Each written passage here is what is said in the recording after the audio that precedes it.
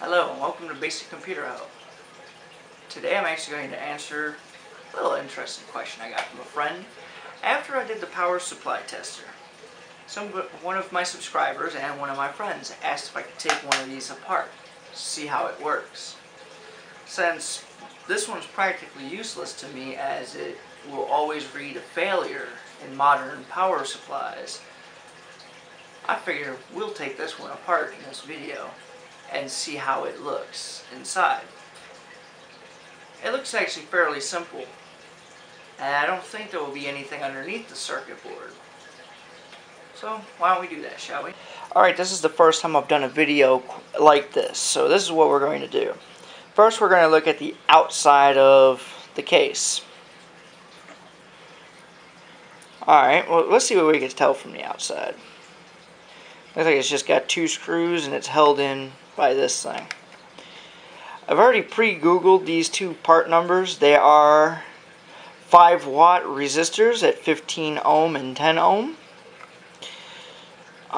Both of them are 5 watts. So it's because the power supply in your computer is a switch mode power supply and will only operate when it has so much of a load.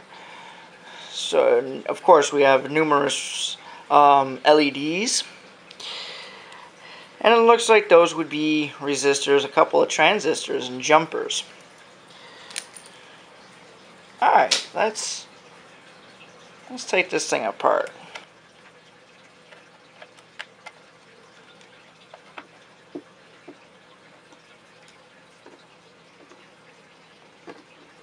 That one didn't want to work.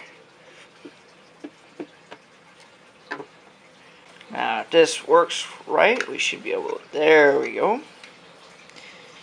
And we get a better look at the inside. We can tell it's a little dusty in there. It actually had a vent hole in the back, as you can see. That's actually to keep it cool, because these two resistors would pull a lot of power. It actually looks like this board's actually loosely in there. Let's take this board out.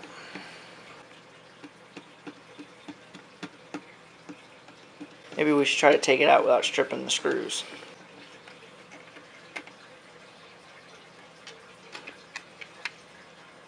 Ah, we can. It turns out they're already pre-stripped.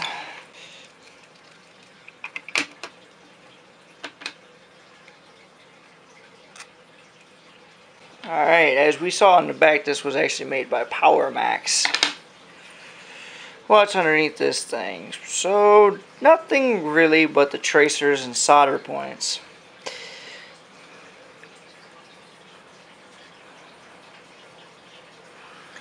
So it actually just looks like they run it through a bunch of resistors.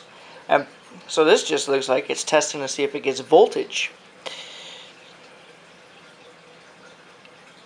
Whereas I like my new one better because it tests to see if it gets what kind of volts it gets at the same time. You can tell this was actually pretty cheap, designed for home use.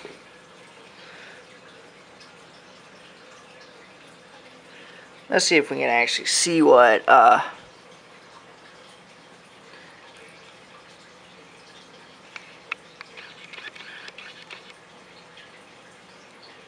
let's see if we can actually see the make of the, nah.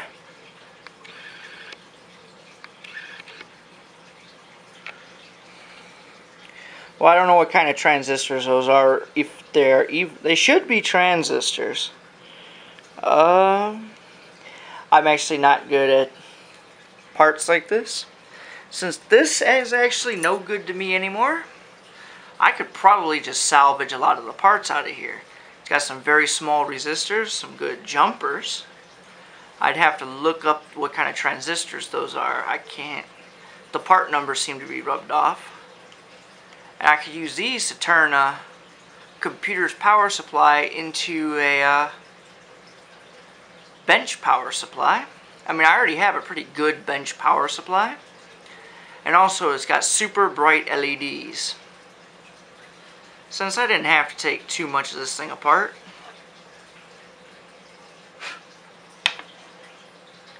I'm just going to put it back together.